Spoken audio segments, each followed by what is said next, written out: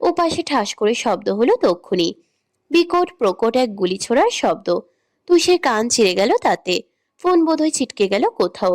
Line কেটে যেতেই তুষির চোখের মনি আটকে যায়। থমকায় শ্বাস। হাত পা থরথরিয়ে ওঠার সঙ্গে সঙ্গে না বলে আত্মচিৎকার দিয়ে এক লাফে শোয়া থেকে উঠে বসলো মেয়েটা। গোটা শরীর থেকে টপ টপ করে ঘাম চুইয়ে পড়ছে। তুষি উদ্ভ্রান্তের ন্যায় হাঁপাতে হাঁপাতে এদিক ওদিক চাইল। গুটগুটে অন্ধকার চারিপাশে। বিশাল ফাঁকা ঘরটা যেন অজগরের মতো গিলে খেতে আসছে। ভয়ে অস্থিরতায় দম বন্ধ হয়ে গেল ওর। অমনি মুখ উগলে বমি করে ভাসিয়ে দিল মেঝে। ঠিক 2 মিনিট বাদেই ছুটে এলেন রেহেনুমা। দরজা চাপানো ছিল, হন্তদন্ত পায়ে ভেতরে ঢুকে বললেন। তুষি, কি হলো? চেঁচালি কেন? বলতে বলতে দেওয়ালের সুইচ টিপলেন তিনি। মেঝেতে চোখ পড়তেই আটকে উঠলেন আরো। তুষি নেতিয়ে গেছে, হাঁপাচ্ছে এখনো। তুরন্ত দৌড়ে এসে মেয়ের মাথাটা বুকে মিশিয়ে ধরলেন তিনি। উৎকণ্ঠিত হয়ে বললেন। কি হলো মা, কি হলো তোর? একটা আশ্রয় পেয়ে ঝরঝর করে কেঁদে ফেলল তুষি। মাকে 2 হাতে আঁকড়ে ধরে বলল। ওনাকে এনে দাও মা, আমি মরে যাচ্ছি, এনে দাও ওনাকে। গুনে গুনে আজ 5 দিনে পড়ল। স্বার্থর কোনো খবর পাওয়া যায়নি। এর মাঝে সাইফুল একবার থানায় চক্কর কেটে এসেছেন। মতিঝিলের আশেপাশেও নেই। কেউই কিছু বলল না। স্বার্থর করা নিষেধ ছিল এখানে, তা সাইফুল জানেন। তাই আর জোরাজুরি করেননি। সময়টা তখন মধ্য দুপুর। ঘড়িতে 12টা বাজে হয়তো।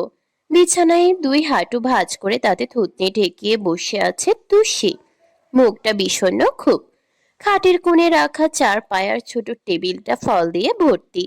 কিছু কেটে সাজিয়ে রাখা পিরিচ্ছে। বাকি একটা বাটিতে 2টো সেদ্ধ ডিম হাফ করে কাটা। পাশেই দুধের গ্লাসটা পড়ে আছে। অথচ মেয়েটা যদি একটু কিছু মুখে তুলে খায়। স্বামীর জন্য চিন্তায় বুক শুকনো মরুভূমির জার। তার গলা দিয়ে খাবার নামে কখনো? আজ 5 দিনের বেশি ও মানুষটাকে দেখেনি। তার গলার স্বর শোনেনি। বুকে ব্যথা, বুকে মাথা রাখেনি। কেউ ধমকে ডাকেনি, এই চোর। তুষির কাছে এখন নিঃশ্বাস নেয়াই দুঃসাধ্য ভীষণ। তার উদাম চিত্তে বসে থাকার মাঝে হঠাৎ মাথায় হাতের ছোঁয়া পড়ল। চমকে উঠল ও। উচ্ছ্বাস নিয়ে বলতে গেল। আপনি এসেছেন। তবে ঘুরে চাইতেই হাসিটা আর টিকল না, মিলিয়ে গেল। তনিমাকে দেখে মুখখানা শুকিয়ে এলো ফের। দীর্ঘশ্বাস ফেলে বলল। ও বড় মা। তনিমা নিরস চোখে দেখলেন তুষির সামনে রাখা খাবারগুলো। এখনো খাসনি? তনিমা নিরস চোখে দেখলেন তুষির সামনে রাখা খাবারগুলো। ও অনীহায় মুখ ঘুরিয়ে নেয়। না, গা গুলাচ্ছে। এই সময় এরকম তো একটু হবেই, তাই বলে কি খাবি না? উনি কখন আসবেন বড় মা? তুষির ছলছল চোখ আর ভেজা গলার প্রশ্নে তনিমা ভারী আপ্লুত হয়ে পড়লেন। এই দুনিয়ায় তার ছেলেটাকে তার মতো করে আরেকজন ভালোবাসছে তাহলে। হেসে বললেন। আসবে, চলে আসবে। তুষি এ কথায় শান্ত হতে পারে না। ঠোঁট ভেঙে যাচ্ছিল কান্নায়। জোরসে চেপে রাখলো। তনিমা ব্যস্ত হয়ে বললেন। তুষি, এমন করলে হবে না মা। তুই পুলিশ অফিসারের স্ত্রী। এদের শক্ত পাথর হতে হয়। স্বামীকে সবসময় দেশের জন্য উৎসর্গ করার মানসিকতা থাকতে হয়। উৎসর্গ শব্দ শুনেই তুষির বুক কেঁপে উঠল। ফ্যাস ফ্যাস করে তনিমার হাত চেপে বলল। না, আমি আমি পারবো না। না। বোকা মেয়ে, এটুকুতেই কেমন করছে দেখো। আর তোর বাবা, সে তো আর্মি ক্যাম্প থেকে বছরে 2বার আসতো। আমার কি হতো তখন? তুষির আর ভালো লাগছে না। এই দুনিয়া বিষাদ বিপন্ন। ফের হাঁটুতে নামিয়ে নিল কপাল। তনিমা হতাশ হলেন। জিজ্ঞেস করলেন। অন্য কিছু খাবি? আহা। একটু স্যুপ খা। আহা। এরকম করছিস, তোর বাবা জানলে রাগ করবে না? এখন কি আর শুধু নিজের কথা ভাবলে হবে? আর একজনের কথা ভাববি না? সে তো না খেয়ে আছে। এই কথায় তুষির মন গলল। চোখ মুছল আলগোছে। মৃদু হেসে খাবার ফের সামনে দিলেন তনিমা। তুষি ডিমের কাটার হাফ পিসটা মুখে তুলে নিল। জীবনের মাঝেই ডোরবেল বাজলো হঠাৎ। বাড়িতে 2 মা 2 বৃদ্ধা ছাড়া আর কেউ নেই। মিন্টু স্কুলে, চাচা বাবা কাজে বেরিয়েছেন। অয়ন সেই সুদূর থাইল্যান্ডে। এখন তো কারোর ফেরার সময় নয়। এর মানে তুষির মেরুদণ্ড সোজা হয়ে গেল। এক লাফে দাঁড়িয়ে বলল। উনি উনি এসেছেন। বলতে বলতেই অস্থির পায়ে ছুটল ঘরের বাইরে। তনিমা হাই হাই করে চেঁচালেন। তুষি সামলে, এই সময় এত জোরে দৌড়তে নেই। তুষি রে, আস্তে। তুষি কোনো কথা শুনল না। একদম হাওয়া বাতাসের মতো সব ডিঙ্গিয়ে সিঁড়ি থেকে ছুটতে নেমে এলো। আসমা দরজা খুলতে গিয়ে ভড়কে গেল পেছনে পায়ের শব্দ শুনে। তুষি যেভাবে ছুটে আসছে হকচকিয়ে চেয়ে রইল মেয়েটা। তুষি এক নিঃশ্বাসে দরজার ছিটকিনি টেনে নামালো।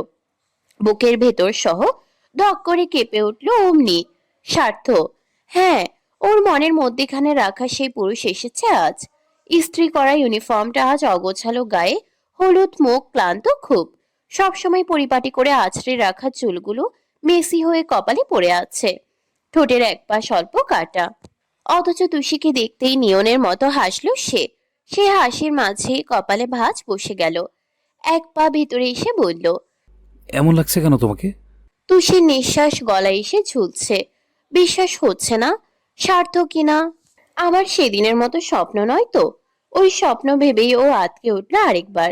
ধরফরিয়ে স্বার্থর গায়ে বুকে হাত বুলিয়ে বলল। আপনি আপনি তো। তোমার চেহারা। স্বার্থর কথা শেষ হয়নি, পূর্বেই শরীর ভেঙে তুষি ভক করে বমি করে দিল। বুক থেকে পেট অবধি একশেষ হয়ে গেল স্বার্থর। কিছু হতভম্ব হয়ে পড়ল ছেলেটা। ভালো করে তাকানোর আগে গায়ে ঢলে পড়ল তুষি। চোখ বুঝতে বুঝতেও বিড়বিড় করল। আপনি এসেছেন তো? পাটায়ার সময় বাংলাদেশ থেকে 1 ঘন্টা এগিয়ে। এখানে দুপুর 1:10 এখন। অথচ ইউষা দিদারসে ঘুমোচ্ছে। কাল জার্নির এত ধকল পড়েছে মেয়েটার, নাকি হোটেল রুমের বিলাসবহুল টপারের নিচে তলিয়ে ফেকেছে নিজেকে অয়ন গোসল সেরে বেরিয়ে এলো। নিজের মতো তৈরি হলো, বুকিং দিল লাঞ্চের। রুমেই কফি বানালো নিজের জন্যে। ফোনটা হাতে নিয়ে ঢুকলো ওদের মেডিকেলের ফ্রেন্ডসদের হোয়াটসঅ্যাপ গ্রুপে। এই তো যা ভেবেছিল তাই। কথার টপিকেও ওকে মেনশন দিয়ে প্রায় প্রত্যেককেই কিছু না কিছু লিখেছে। একজন লিখেছে, ভাই আমার জন্য 1 ডজন ডাব সাবান আর 2টো ইয়ো ব্র্যান্ডেড আনিস। ইয়ো বুঝছিস তো? দ্বিতীয়জন লিখেছে, একটা বইয়ের অভাবে পাটায়া যেতে পারছি না। কতবার বললাম, বিয়ে দিচ্ছে না কেউ, মেয়ে একটা ধরে বেগে গেলে বুঝবে। ভাই আমি তো বিয়ে করেও যেতে পারলাম না, হানিমুন প্ল্যানের আগেই টের পেলাম বাবা হতে যাচ্ছি। অয়ন হেসে ফেললো এটা পড়ে। পরপরই মুখটা থমথমে হয়ে গেল লজ্জায়। সেই মেসেজের জের ধরে একজন ওকে মেনশন করে লিখেছে। অয়ন, তুই কিন্তু আবার ওই জন্য এই ভুল করিস না। ওটিতে ঢুকলে সবার আগে যেন ক্লাস পড়তে হয়, তেমনি বউকে আধ। অয়ন ধাপ করে ফোনের স্ক্রিন বন্ধ করে দিল। পরেরটুকু পড়তেও রুচির সাহস হলো না। এত অসভ্য আর খোলামেলা এগুলো। অস্বস্তি কমাতে এদিক ওদিক তাকালো সে। চোখটা তুরন্ত গিয়ে পড়ল সাদা ধবধবে বিছানার ঠিক এক কোণে আদুরে পায়রার মতো গুটিসুটি মেরে শুয়ে থাকা ইউষার উপর। গালের নিচে 2 হাত রেখে কি আরামসে ঘুম দিয়েছে। এক ফোঁটা নড়ছেও না। অর্ধেক বেলা ঘুমিয়ে কাটালে ঘুরবে কখনই। অয়ন গলা ছেড়ে সব বিব্রত বোধ কাটিয়ে উঠতে চাইল। কণ্ঠ চড়িয়ে ডাকলো। ইউষা, ইউষা, কটা বাজে? ওঠ। মেয়েটা সাড়া দিল না। বসা থেকে উঠে এলো অয়ন। ঝুঁকে ডাকতে গেল, থমকালো নজর। ইউষার নিদ্রিত চেহারায় দৃষ্টিজোড়া বিতল আজ প্রথমবারের মতো। কি নিশ্চিন্ত শান্ত হয়ে ঘুমোচ্ছে মেয়েটা, যেন পৃথিবীর কোথাও ওর কোনো চিন্তা নেই। এলোমেলো চুলের কয়েক গোছা গাল ছুঁয়ে আছে। শ্বাসের সাথে খুব ধীরে ওঠানামা করছে বুক। অয়ন কি অনুভূতিতে ভুগলো বুঝতে পারলো না। শুধু আবিষ্কার করলো ইউষাকে ওর দেখতে ভালো লাগছে। মুহূর্তেই চেয়ারটা টেনে বিছানার পাশে বসলো অয়ন। শুকনো নজর মাপলো ওর মুখশ্রী। খেয়াল করলো ইউষার জোড়া ভ্রু। 2 গালে অল্প অল্প লোম আছে। ফর্সা মুখটা এত মায়া। অয়নের ওকে দেখলেই মায়া মায়া লাগার কারণটা কি এজন্য? ঠোঁট দুটো পুরন্ত, তুলিতে আঁকা আঁকা ছবির মতো ঠিক। চোখের পাপড়ি ঘন, গালের উপর ছায়া পড়ে। একটা ভি শেপের মুখ। সব মিলিয়ে সুন্দর, বেশ সুন্দর। অয়ন নড়ে উঠল আবার। চোখ ফেরালো থতমত ভাব করে। এভাবে দেখা ঠিক হচ্ছে? কোত্থেকে কে যেন বলল, কেন হচ্ছে না? ও তো তোমার বিয়ে করা বউ। বউকে এভাবে না আরো অনেকভাবেই দেখা যায়। বুকে যেন বল পেল অয়ন। আবার তাকালো ঘুরে। মাথার বার হাতে ছেড়ে বিছানায় ঠেস দিল। মনে পড়লো ছোটবেলা থেকে ইউষাকে নিয়ে ওর কাটানো সব মুহূর্তদের। অয়ন প্রথম যেদিন মেডিকেলে চান্স পায় খুশিতে আত্মহারা হয়ে ইউষাকে কোমর ধরে উঁচুতে তুলে ফেলে। ঘোড়াই চারিদিক। আর তারপর যেদিন ইউষার এইচএসসিতে A+ আসে, মেয়েটাকে বুকে নিয়ে চুমু দেয় মাথায়। সেদিনও কিছু ফিল করেনি, কিচ্ছু না। অথচ আজ ওসব ভেবেই অয়নের দুনিয়াদারি কেমন অস্থির হয়ে উঠল। কিসের জন্য? বিয়ের পর থেকে ইউষাকে অন্যরকম চোখে ভাবতে চাইছে বলে? দুজনের মাঝে বারবার স্বামী স্ত্রী শব্দটা আসছে বলে? এই জন্যই বুঝি বলা হয় কবুলের অনেক জোর, অনেক শক্তি। এই শব্দের মতো অনন্য কিছু নেই। এই কিভাবে কখন কাকে কার উপর মায়ে বেঁধে ফেলবে সেটা স্বয়ং সেই মানুষটাই জানে না। অয়নেরও কি তাই হচ্ছে? না হলে এত অস্থিরতা কেন? কেন ইচ্ছে করছে এই সময়টাকে থামিয়ে রাখার জন্যে? কেন সময় ফুরালেও ইউষার ঘুম আর শেষ না হয়? বাইরে হয়তো শহর জেগে উঠছে, গাড়ির শব্দ বাড়ছে, মানুষ ব্যস্ত হচ্ছে, অথচ তাদের ছোট্ট গড়ে এই নরম নিস্তব্ধতা আজীবন থাকুক। ও খুব আস্তে হাত বাড়িয়ে ইউষার কপালের উপর পড়ে থাকা চুলগুলো সরিয়ে দিল। সুড়সুড়ি লাগলো ইউষার। অসূচক শব্দ করে বিড়বিড় করলো, মিন্টুর এক চড় মারবো, ভাগ এখান থেকে। অয়ন মজা পেয়ে গেল। চুলের গোছা ভাঁজ করে ওর কানের মধ্যে নাড়তেই মেয়েটা ভয়াবহ রেগে বলল, যেতে বলেছি, ধরলে কিন্তু খবর আছে। আচ্ছা, কি খবর? চটক কাটার ন্যায় চোখ মেলে চাইল ইউষা। অয়ন ভ্রু নাচিয়ে বলল, কি খবর আর কোথায় ধরবি? ইউষা তড়াক করে উঠে বসে চারপাশ দেখলো এক পল, জিভ কেটে বলল, আমি ভুলেই গিয়েছিলাম, আমি বাড়িতে নেই। আসলে মিন্টুটা প্রায় সকালে এসে জ্বালাতন করতো। তুমি কিছু মনে করো না, প্লিজ। অয়ন গম্ভীর মুখে বলল, কেন করব না? স্বামীর পোষ্য চিনিস না? কেমন বউ তুই? ইউষা চিবুক নুয়ে বিড়বিড় করলো। স্পর্শ না পেলে চিনব কি করে? অয়ন ভেবেছিল ইউষা খুব দুঃখ পাবে, সরি টরি বলবে, অথচ উত্তরটা শুনে নিজেই সে থতমত খেলো। পিঠটা সোজা করে চেয়ে রইল আশ্চর্য চোখে। জিভে ঠোঁট ভিজিয়ে চিত্ত চাঞ্চল্য রাশ টেনে বলল, তাড়াতাড়ি ফিরে এসো। ব্রেকফাস্ট, লাঞ্চ সব এখন একসাথে সারতে হবে, সময় নেই। তুষি জ্ঞান হারিয়েছে।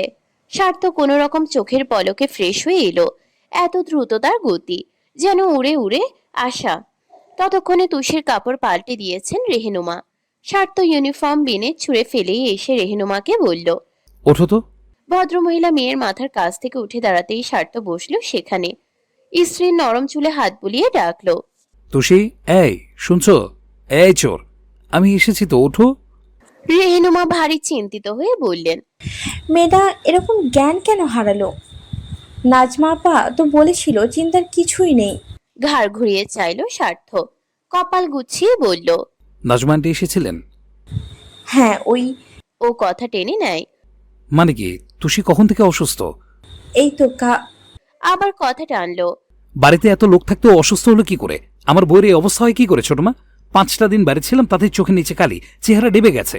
করেছো কি তোমরা? ওর খেয়াল রাখতে পারোনি? তনিমা তেল গরম করে ভেতরেই এসেছেন। কথাটা শুনতে পেয়ে বললেন, ওরে বাবা, এমন করছিস কেন? আমরা তো দেখেই রেখেছিলাম। ও তো অসুস্থ অন্য কার। স্বার্থ বলতে দিল না, ফের কথা কেড়ে বলল, মা, অজুহাত দিও না। তোমরা ওর কি খেয়াল রেখেছো সেটা ওর মুখ দেখেই বোঝা যাচ্ছে। আমি সুস্থ বউ রেখে গিয়েছিলাম, অসুস্থ বানিয়েছো। রেহেনুমা হাঁ করে বললেন। আমরা অসুস্থ বানিয়েছি? তারপর জায়ের সাথে একবার মুখ দেখাদেখি করে বললেন। আমরা আবার কি করলাম? স্বার্থ চটে বলল, আবার জিজ্ঞাসা করছো? তোমরা না করলে কারা করেছে? কার জন্য অসুস্থ হয়েছে ও? দুই মা আবার দুজনের মুখ দেখলেন। এখন মা না হলে একটা কথা বলতেনই উত্তরে। কার জন্যে যে অসুস্থ তুষি, দিতেন জবাবটা। শুধু ছেলে বলে পারলেন না। স্বার্থ রেগে রেগে বলল, আমার কিন্তু মেজাজ খারাপ হচ্ছে, অস্থির লাগছে মা। হাসপাতালে নিতে চাইলাম, দিচ্ছ না, জ্ঞানও ফিরছে না। আমি কি ওকে এইভাবে দেখবো বলে সব ফেলে এসেছি? ক্রিমিনালগুলোকে কোনো রকমের জিপে ভরে দিয়ে বাইক ঘুরিয়ে বাড়ি এসেছি এই জন্য। তনিমা বলতে গেলেন, সার্থক, তুষি তো মা। মা, কথা বলো না, আগে আমার বউয়ের জ্ঞান ফেরাও। কি এনেছো, লাগাও এটা। তনিমা শ্বাস ফেলে তুষির কোমরের কাছে বসলেন। গরম তেল হাতের তালুতে ঘষতে শুরু করার মাঝেই রেহেনুমা রয়েস হয়ে বসলেন। তুই কি একটু কফি খাবি স্বার্থ? রেহেনুমা রয়েস হয়ে বললেন, তুমি কি তুষের সৎমা? ওমা না, কেন?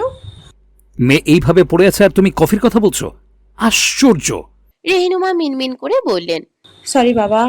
তনিমা নিচের দিকে চেয়ে ঠোঁট চেপে হাসলেন। স্বার্থর চোখে পড়ল সেটা। এবার মায়ের উপর খেপল সে, চেঁচিয়ে বলল। বাড়ির সবাই কি একসাথে মাথা খারাপ হয়ে গেছে? আমার বউ অসুস্থ, তা নিয়ে কারো কোনো চিন্তাই নেই। একজন কফি খাওয়াচ্ছেন, আরেকজন হাসছে।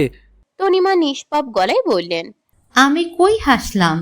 স্বার্থ ভ্রু কুঁচকে চোখ মুখ পাথর করে বসে রইল। হাতটা তখনও তুষির চুলে একই রকম বোলাচ্ছে। রেহেনুমা জিভে ঠোঁট ভিজিয়ে ডাকলেন। স্বার্থ, শোন না, একটা খুশির খবর আছে। ও খ্যাক করে বলল। শুনবো না আমি। ফর গড সেক, তোমরা হয় নিজেদের কাজ করো, না হলে যাও এখান থেকে। কথার শেষে ওর ফোন বাজলো। সূচক শব্দ করলো স্বার্থ। ধরবে না ভাবলেও রেহেনুমা দাঁড়িয়ে থাকায় স্ক্রিন দেখে বললেন শরীফ। অগত্যা উঠে এলো স্বার্থ। টেবিল থেকে তুলে ফোন কানে ধরতেই শরীফ হড়বড়িয়ে বললেন। স্যার, ঝামেলা হয়ে গেছে, একটু তাড়াতাড়ি আসলে ভালো হয় প্লিজ স্যার। ও বলল। আচ্ছা, ঘন্টাখানেক পর বের হচ্ছি। না স্যার, এক্ষুনি লাগবে প্লিজ স্যার। স্বার্থ ভাবলো কেউ পালিয়েছে, কিংবা কোনো বাঘা তেঁতুল এসেছে কিনা গ্যাংয়ের পক্ষ নিয়ে। আবার তুষির এই অবস্থা, ফেলে যেতেও ইচ্ছে করছে না। এক পল দোটানা নিয়ে স্ত্রীর মলিন মুখটাই দেখলো। 5 দিনে কি অবস্থা! মেয়েটাকে ওকে বেশি মিস করেছে? সেও তো করেছে, প্রতি প্রহর প্রতি মুহূর্ত। ফিরে এসে সব বিরহ আজ সব পুষিয়ে দেবে না হয়, কিন্তু তার আগে চোখটা তো মেলুক, একবার দেখুক ওকে, বলুক কিছু। স্বার্থকে থম ধরে তুষির দিকে চেয়ে থাকতে দেখে রেহেনুমা আগ বাড়িয়ে বললেন। কাজ পড়লে যা ছাত্র, তুষিকে নিয়ে চিন্তা করিস না, আমরা আছি তো। স্বার্থ স্পষ্ট গলায় বিড়বিড় করলো। সেটাই বেশি চিন্তার। কি আছো উদাহরণ তো দেখলাম। রেহেনুমা বাচ্চাদের মতো ঠোঁট উল্টে চায়ের দিকে চাইলেন। তনিমা হাসি আটকাতে বারবার ঠোঁট টিপে এদিক ওদিক দেখছেন। স্বার্থ ফোনটা রেখে কাবাডের দিকে এগিয়ে যায়, ব্যস্ত গলায় বলে। বাধ্য হয়ে যাচ্ছি, কথায় কাজে মিল থাকে যেন। দেখে ওকে, আমি যাবো আর আসবো। তারপর কালো ট্রাউজারের উপর কালো শার্ট চুরিয়েই ছুটলো চাবি তুলে। রেহেনুমা আক্ষেপ করে বললেন। সমুদ্রের পাড়ে তখন গোধূলি, সন্ধে ঘনিয়ে আসার জোগাড়। অথচ পাটায়ার ঝলমলে ব্যস্ত শহরে এক ফোঁটা ভাটা পড়েনি কিছুর। উল্টো চারিদিক আরো রঙিন হয়ে উঠল। লক্ষ লক্ষ তারার ভিড়ে উড়ে যেতে শুরু করলো হাজার খানেক ফানুস। বিচের পাড়ে মানুষদের হাঁটাহাঁটি বাড়ছিল। সমুদ্রের ঢেউ উত্তাল গতিতে ছুটে এসে লুটিয়ে পড়ছে পায়ের তলায়। ইউষা সামনে থেকে কোনোদিন সমুদ্র দেখেনি, তাই খুব বিস্ময় আর অভিমূর্তি নিয়ে চেয়ে রইল ওই নীলাভ জলরাশির পানে। কি স্বচ্ছ জল, কি সুন্দর! প্রচন্ড বাতাস এখানে। ইউষার গলার স্কার্ফ উড়ে উড়ে যাচ্ছে, পরনের লম্বা ফ্রকটা উঠে আসছে হাঁটু সমান। ও বারবার টেনে টুনে ঠিক করছিল দেখে অয়ন বলল। এত টানিস না, উড়ে যাচ্ছে তো। কেউ তাকাবে না, এখানে এত সময় নেই। আর একটু উঠলে কি হবে? ওদিকে দেখ। ভ্রু দিয়ে দেখানো দিকটাই তাকালো ইউষা। কয়েকজন ফরেনার মেয়ে পর্যটকদের গ্যাং চাদর বিছিয়ে বসেছে বালির উপর। সবার পরনে ছোট ছোট জামা, বুক পিঠ পা দেখা যাচ্ছে। অয়ন বিড়বিড় করে বলল। ওদের 10 জনের গায়ে যা, তোর এক গায়ে তাই। উড়ে গেলেও ওদের মতো লাগবে না। ইউষা হতভম্ব হয়ে বলল। তুমি এমন কথাও জানো? বেশি বোল্ড হয়ে গেছে। আগে তো শুনিনি। আগে তো বিয়ে টিয়ে হয়নি, বিয়ের পর কেমন যেন পাল্টে যাচ্ছি। ইউষার এই কথায় লজ্জা লাগলো। কানের পিঠে চুলটা গুছলো চিবুক নুয়ে। দৃশ্যটুকু অয়নের কাছে আহামরি সুন্দর লাগে আজ। চেয়ে রয় শান্ত শুকনো নজর মিশিয়ে। প্যান্টের পকেটে ঢোকানো হাতের পাশ ফিরিয়ে বলে। হাঁটি চল। ইউষা বিভ্রান্ত হয়ে চেয়ে থাকে। অয়ন ভাই কি বাহুতে বাহু গলিয়ে হাঁটার কথা বলছে? মেয়েটার এই প্রকট বিভ্রমে ডোবা চাউনি দেখে অয়ন তাড়া দিয়ে বলল। কি ধর। ইউষা খুব ব্যস্তভাবে হাতটা ঢুকিয়ে দিল ওর বাহুতে, যেন এই সুযোগ তার কাছে আসা বহু কাঙ্ক্ষিত প্রতীক্ষিত। অয়ন হাঁটা শুরু করলো। ইউষা চেয়ে চেয়ে দেখছিল বিচের পাড়ে বসা এক একটা দোকান। বারবিকিউ আর ভাজাভুজির ভ্যানে চেয়ে গা গুলিয়ে উঠল ওর। অমনি ব্রুকুচকে বলল। অয়ন ভাই, আমি। অয়ন আটকে দেয়। আবার ভাই? তুমিও তো এতক্ষণ তুই তুই করে বললে। আমি যা করব তুই তাই করবে। ইউষা আশ্চর্য হয়ে বলল। এত তাড়াতাড়ি মুট করো কিভাবে? এর চেয়েও তাড়াতাড়ি তোকে বিয়ে করেছিলাম। ইউষা ঠোঁট দুটো ফোলালো। কথাটা তো শুনলেই না। কি? এখানে সবাই কি সব খাচ্ছে? আমি কিন্তু রাতে ভর্তা আর ডাল খাবো। অয়ন দাঁড়িয়ে গেল। কি? ঈশা একটা ব্যাংকক ভর্তা তো আমি পকেটে নিয়ে আনিনি। পাবো কোথায়? খুঁজলে নিশ্চয়ই পাবে। কে খুঁজবে? তুমি। আমার আর কাজ নেই। ছি, বউয়ের জন্য এইটুকু পারবে না? বউ আমার জন্য কি পারবে? বলো তো, সমুদ্রে ঝাঁপ দেই? দে। ইউষার হাতটা আলগা হয়ে গেল অয়নের বাহুর ভিতর থেকে। অয়ন বলল। কি যা? ইউষা নাক ফুলিয়ে হাঁটা ধরলো, সত্যি যেন এক্ষুনি এক ঝটকায় সমুদ্রের মধ্যে ফেলে দেবে নিজেকে। দুপা হাঁটতেই অয়ন হেসে হাত টেনে ধরলো। ইউষা কপট রাগ দেখিয়ে বলল। কি? হাত ধরেছ কেন? যাই? অয়নের চোখে মুখে দুষ্টুমি, জিজ্ঞেস করলো। মুমদি খাবি? মাথা ঠান্ডা হবে। ইউষা থমথমে চেহারা আরেকদিকে ফিরিয়ে রাখে। পাশ কাটানো হাওয়ায় মেয়েটার চুল উড়ে মুখ ঢেকে দেয়। অয়ন ভিজে ঠোঁট ভেজালো। অয়ন জিভে ঠোঁট ভেজালো, একটা বড় শ্বাস নিল। তারপর হাতটা বাড়িয়ে সেই চুল নিয়ে গুজে দিল কানে। অপ্রত্যাশিত হঠাৎ এই স্পর্শে ইউষার শরীর যে কাঁপলো, এক চোট টের পেল সে, ফিরল খুব অবাক হয়ে। অয়ন তাতে টলে না, স্বাভাবিক সাবলীল থেকে শুধায়। খাবে? ইউষার রাগ পড়ে গেল, বরং কোণঠায় সংকুচিত হয়ে এলো চোখ মুখ। অল্প ঘাড় নাড়তেই অয়ন বলল। এখানেই থেকো, আসছি। মানুষটা দ্রুত পায়ে চলে যায়, অথচ ইউষার মুখখানা শুকিয়ে বসে একটু। অয়ন হুটহাট তুই থেকে তুমিতে চলে যায় কিভাবে? কারণ সে সর্বোচ্চ চেষ্টা করছে ইউষাকে মেনে নেওয়ার জন্য। জোর খাটাচ্ছে মনের উপর, মাথার উপর, নিজের উপর। ইউষা এই জোরাজোরি তো চায় না। মন থেকে ভালোবেসে আসুক না তুমি টুকুন। অয়ন ভাই এমন অস্বস্তি অস্বস্তি ভাব করে তুমি না বলে ভালোবেসে খুব মোলায়েম করে ডাকুক না ইউষাকে। ইউষা সাগরের উপরে চেয়ে রইল, ঝাঁক বেঁধে উড়ে যাওয়া ফানুসগুলোকে দেখলো মলিন চোখে। হঠাৎ ভায়োলিনের সুর ভেসে এলো কানে। পাশ ফিরে চাইলো সে। অদূরে বসে থাকা সে মেয়েদের আড্ডায় বসে বাজাচ্ছে একজন। পাশের জন গান গাইছে কোরিয়ান ভাষায়। এত মিষ্টি সুর! ইউষার এমনিও ভায়োলিন খুব ভালো লাগে। নিঃশব্দে এগিয়ে গেল ও। কাউকে চেনে না, জানে না, আলাপ নেই, তাও এসে ভিড়ল ওদের পাশে। মনোযোগ দিয়ে গান শুনছিল ইউষা। হাত তালিতে ভাঙলো সেইটুকু। একজনের চোখ পড়লো ওর দিকে, অমনি বলল। ইউষা হাসলো, বলল। Can I sit? একজন সরে জায়গা দিতেই চাদরে পা গুটিয়ে বসলো, হাত বাড়িয়ে বলল। আমি ইউসা, বাংলাদেশ থেকে এসেছি। বাকিরা হাত মেলায়। পরিচিত হয়, দক্ষিণ কোরিয়ার ওরা। পিকনিকে এসেছে। কথায় কথায় যখন শুনলো ইউষা হানিমুনে এসেছে, খুব মজা নিতে শুরু করলো। বড়দের মতো মজা। একজন তো বলেই ফেললো। এক একটা খোলামেলা কথায় ইউষার লজ্জা পাওয়া উচিত ছিল বোধ হয়। অথচ ভেতরটা কেন যেন ভীষণ ব্যথায় গুমড়ে উঠলো ওর। স্বামীর আদর? ও তো তার মানেই জানে না। এটা তো নামে মাত্র হানিমুন। আদৌ কি ওসব আছে কপালে? অয়ন ভাই না কখনো তুষিকে ভুলবেন, আর না কখনো কাছে টানবেন ওকে। কিন্তু মুখে কখনো স্বীকার করবেন না। দেখাতে চাইবেন সব ভুলে গেছে, ভালো আছে ওকে নিয়ে। কিন্তু আদৌ তা হবে না, ইউষা জানে। এইটুকু বোঝেও। ইউষার উদাস চোখ ছিল ভায়োলিনের উপর, এমনি, কারণ নেই। একজন খেয়াল করতেই এগিয়ে গিয়ে বলল। নড়ে উঠল ও, বাড়িয়ে দেয়ায় দোনামোনা করে নিল হাতে। কয়েকবার ইউটিউবে টিউটোরিয়াল দেখেছিল, এখন পারবে বাজাতে। দুটো অরেঞ্জ স্মুদি নিয়ে ফিরে আস্তে আস্তে অয়ন খেয়াল করলো ইউষা জায়গায় নেই, ঘাবড়ে গেল ও। অচেনা জায়গা, সামনে সমুদ্র। উদ্ভ্রান্তের ন্যায় অয়ন এদিক ওদিক চাইল। তখনই চোখ পড়ল সুদূরে। সেই মেয়েলি জটলা ইউষার হলদে ফ্রক আর স্কার্ফ দেখে পিছন থেকেই চিনে ফেলল সে। ঠোঁট টেনে হাসলো অয়ন। ইউষা ছোট থেকেই ভীষণ মিশুক, যেখানে যায় বন্ধু বানিয়ে নেয়। ততক্ষণে ভায়োলিন কাঁধে নিয়েছে মেয়েটা। অয়ন দুই ভ্রু উছালো। ইউষা ভায়োলিন বাজাতে পারে? গিটার টাই না ও সেদিন শেখালো। অয়ন এগিয়ে আসতে নেয়, লম্বা লম্বা পায়ের গতিতে দুজনের আর কিঞ্চিত দূরত্ব। সেই সময় ভায়োলিনের বুকে বো দিয়ে ঘষে ঘষে সুর তুলল মেয়েটা। মিষ্টি মিহি স্বর ফুঁড়ে বেরিয়ে এলো কটা লাইন। অয়নের পা দুটো ওখানেই থমকালো। এত মায়া, এত আবেগ আর এত অর্থপূর্ণ গান ইউষা কেন ধরলো না বোঝার মতো ছোট সে নয়। মুখটা কাঁপলো অজান্তে, হয়তো কোনো হাহাকার বা ব্যর্থতায়। ইউষার এক পাশের গাল দেখা যাচ্ছে। অয়ন গোধূলির ছায়ায় স্পষ্ট দেখল মেয়েটার চোখের কার্নিশ ছুঁয়ে বেয়ে আসা জল। এই জলে অভিযোগ অনেক, অনেক না পাওয়া, অনেক অভিমান। যার অভিশাপে অয়ন টালমাটাল হয়ে পড়ল খুব। আর এক মুহূর্তও দাঁড়িয়ে থাকতে পারল না, শুনতে পারল না পুরো গান।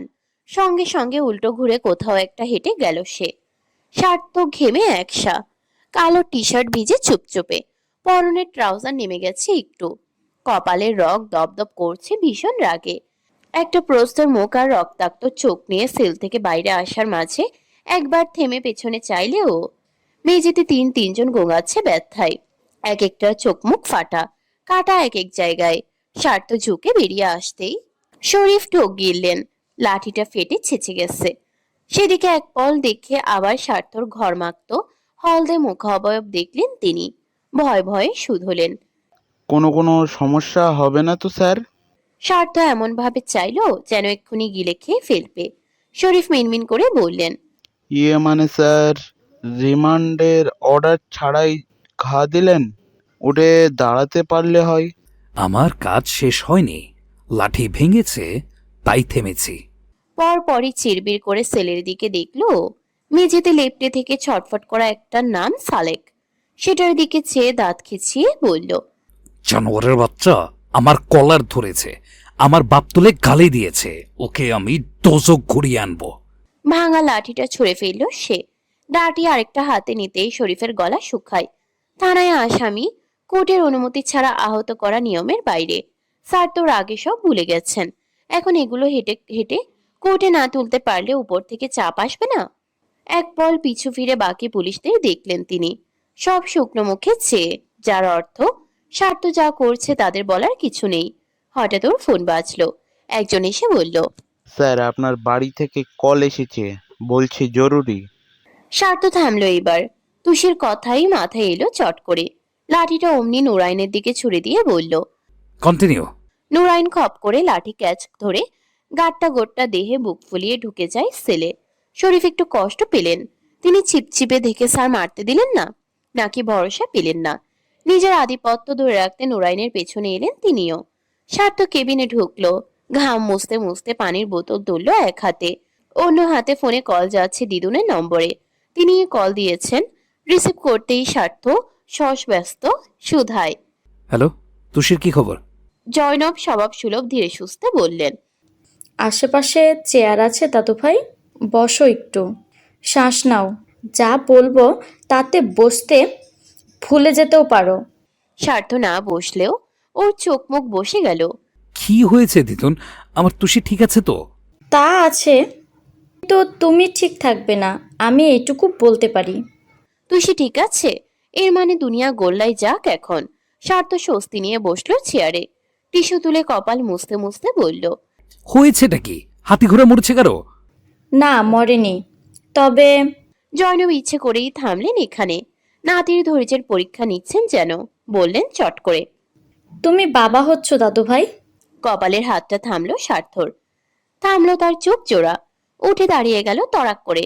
জয়নব যেন বুঝে ফেললেন, হেসে বললেন, কি বসতে ভুলে গেলে তাহলে? নুরাইন বেধরম পেটাচ্ছে, সাথে যোগ দিয়েছেন সুমনও। শরীফ হাত দিয়ে দেখাচ্ছেন, ওখানে মারো এখানে মারো। তিনটে বাঘা লোক এমনি কুপকাত মারে, আর বোধহয় যৌনেই দাঁড়ানোর। কেন যে স্বার্থর সাথে বেয়াদবি করতে গেছিল, কেন যে গালি দিল, এ আফসোস মনে হয় না ওদের আর কোনোদিন যাবে। স্বার্থ তক্ষুনি কেবিন থেকে ছুটে বেরিয়ে এলো, হন্তদন্ত কিছুটা অস্থির অশান্তের মতো। নার্ভাসনেস তার চেহারায়, ডাকলো এলোমেলো ভাবে। শরীফ, শরীফ। শরীফ সামনে হাজির হলেন ক্রস্ত।